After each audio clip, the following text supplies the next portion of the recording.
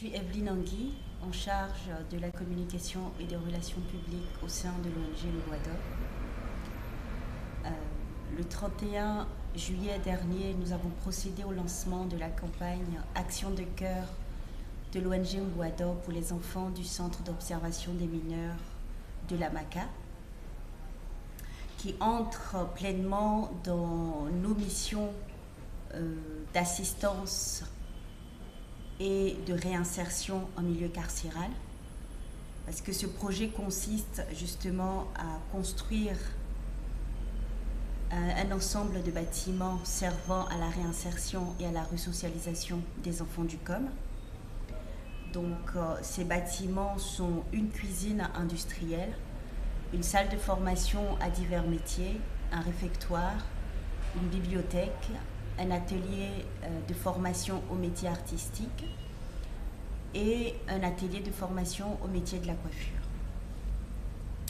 Donc cette phase 2 de la réhabilitation du centre d'observation des mineurs a commencé en mai 2017 avec le soutien financier de l'ambassade de Suisse en ce qui concerne la construction, qui devrait justement prendre fin d'ici le mois d'octobre 2018, donc la remise des clés du bâtiment en 2018. Néanmoins, l'ONG a en vue d'équiper entièrement ces bâtiments qui sont en train d'être construits. Donc nous lançons un appel à différents partenaires financiers, techniques, en vue de l'équipement de ce centre-là, pour que les enfants soient dans les meilleures conditions possibles d'apprentissage, dans le but justement de rendre réelle leur réinsertion et leur resocialisation une fois sortis de ce centre d'observation des mineurs, dans le but justement d'éviter la récidive.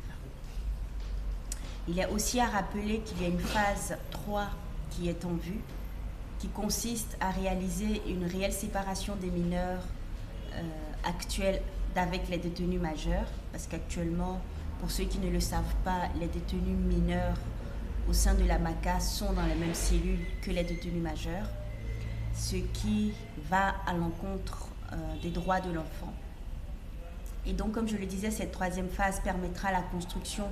d'une entrée spécifique au centre d'observation des mineurs qui dépend,